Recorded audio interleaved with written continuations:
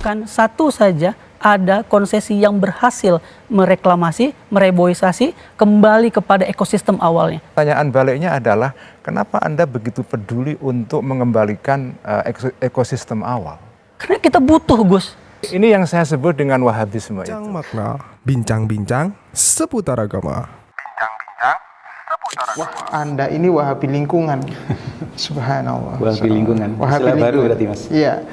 Ini terucap dari mulut seorang tokoh agama ya, yang salah satu tokoh ormas paling sepuh lah yang ada di Indonesia ya.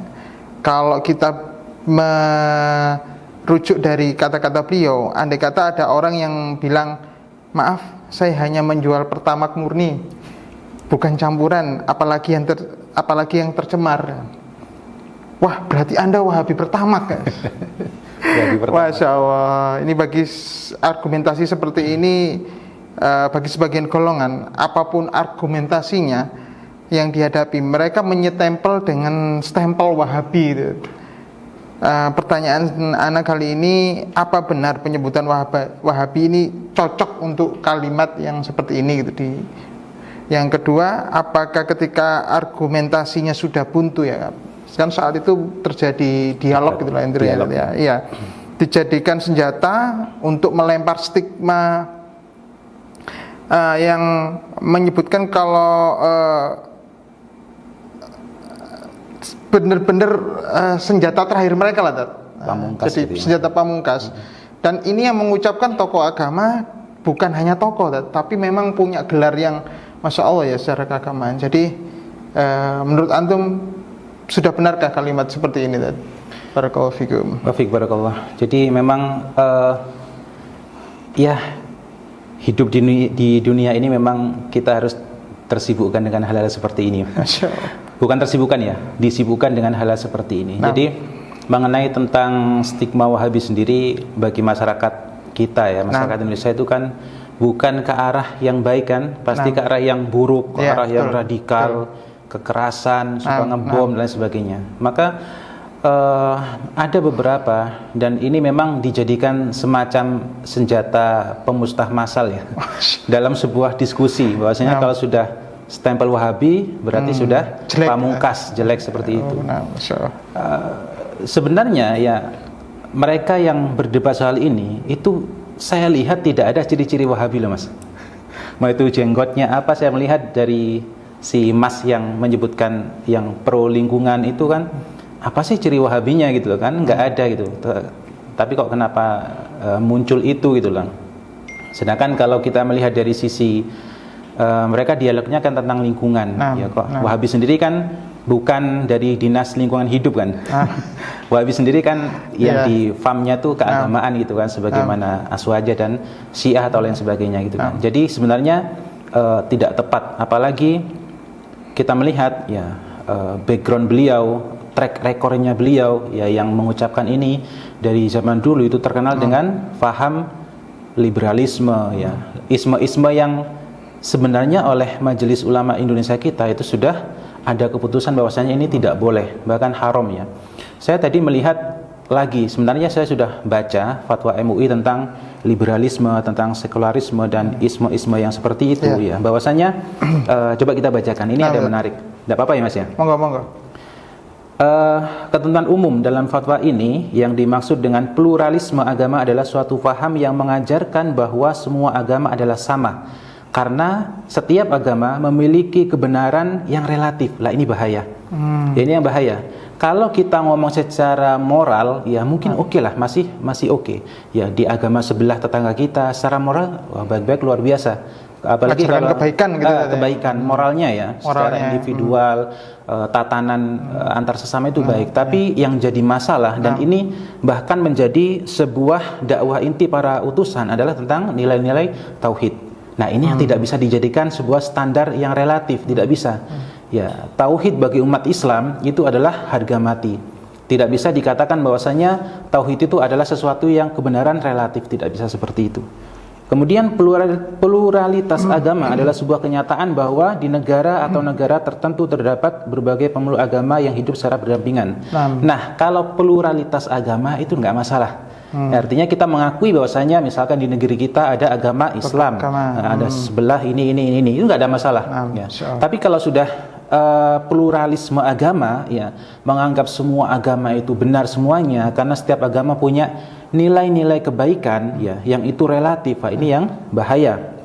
Kemudian poin yang terakhir, ya, sekularisme agama adalah memisahkan urusan dunia dan agama. Agama hanya dijadikan mengatur hubungan pribadi dengan Tuhan, sedangkan hubungan sesama diatur hanya berdasarkan kesepakatan sosial. Nah, ini juga tidak kalah berbahayanya, ya, paham sekularisme. Kemudian singkatnya, pluralisme, sekularisme, liberalisme agama sebagaimana dimaksud pada bagian pertama adalah paham yang bertentangan dengan ajaran agama Islam. Paham yang bertentangan dengan ajaran agama Islam. Ya, umat Islam haram mengikuti paham pluralisme, sekularisme, dan liberalisme agama, dan seterusnya dan seterusnya. Banyak, sangat panjang sekali tentang fatwa MUI, dan itu masih ada sampai sekarang di web resminya mui.org.id, bisa kita lihat. Nah, kembali kepada tokoh agama tersebut, ya.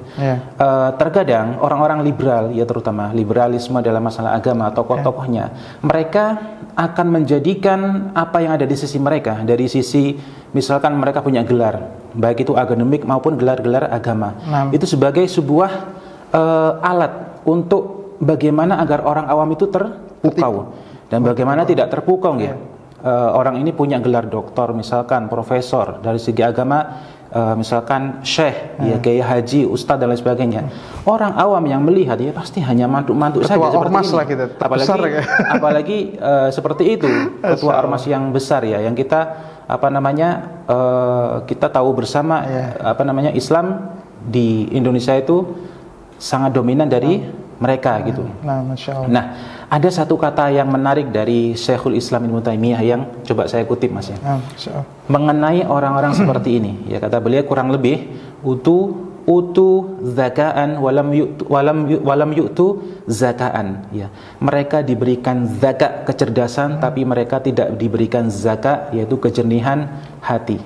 Ya, bagaimana pembesar-pembesar, ya, sekte-sekte yang menyimpang dalam Islam dari zaman dulu, zaman salaf itu bukan orang bodoh, ya. Kita melihat ada satu pembesar mereka, saya lupa, ya, dari Mu'tazilah kalau tidak salah. Orang ini pernah agak di prank, ya, sama teman-temannya. Orang ini agak cadel, Mas. Cadel nggak bisa ngomong R lah, gitu, ya, betul. Kemudian dia ditembak satu ketika, harus ceramah di depan banyak orang, mungkin, ya, ratusan atau ribuan orang, tanpa persiapan. Coba bayangkan. Sedangkan ketika kita ngomong pembukaan saja pasti ada Bismillahirrahmanirrahim, ya. Bayangkan ketika agak malu pasti kan, ada huruf R di situ. Bayangkan orang ini pembesar dari sekte Mu'tazilah kalau nggak salah, ya. Dia dalam anggaplah 1 jam ceramah itu tanpa ada huruf ro sama sekali. Masya Allah. Tanpa persiapan, tanpa kalau nggak cerdas nggak bisa nih kayaknya. Kalau nggak cerdas kita aja nggak bisa. Kalau nggak cerdas nggak bisa seperti ini. Nah, itu maka kita jangan terpukau oleh gelar, titel profesor, ustadz, ulama, ya. Bahkan yang lebih tinggi dari itu, misalkan, ya, selama apa yang mereka bawakan itu benar-benar menyimpang dari usul, dari perkara-perkara yang menjadi kesepakatan ulama kaum muslimin sejak dahulu. Nah, ini memang bagian dari tugas kita bersama, gitu. Jadi orang-orang seperti ini akan selalu ada sepanjang zaman, ya, dengan bentuk-bentuk yang berbeda-beda. Ya. Berarti istilah Wahabi ini hanya untuk melemahkan atau menyudutkan lawan bicaranya aja tadi, ya, secara umum, ya. Jadi, ya, kalau saya bahasakan, ini bahasa saya, itu senjata pemusnah massal, ya, pungkas, ya. Sudah kalau keluar statement Wahabi, stempel Wahabi, pasti kamu jelek, sudah jelek, ya. Dan memang di masyarakat, ya, ketika ngomong Wahabi pasti jelek, tidak ada baik-baiknya. Mungkin Wahabi bagi mereka hanya oke ketika Wahabi bawa uang, seperti itu.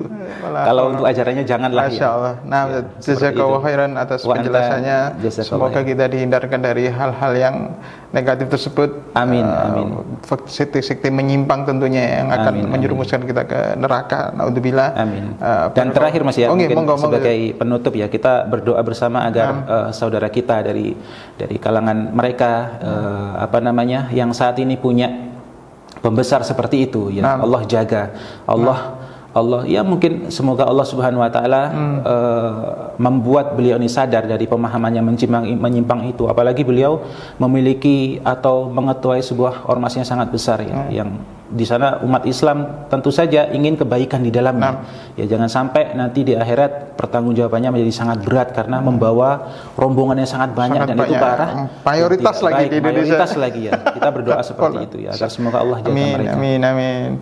Jazakallahu khairan. Wa anta Barakallahu jazakallahu fikum. khairan. Assalamualaikum warahmatullahi wabarakatuh. Waalaikumsalam warahmatullahi wabarakatuh. Makna bincang-bincang seputar agama.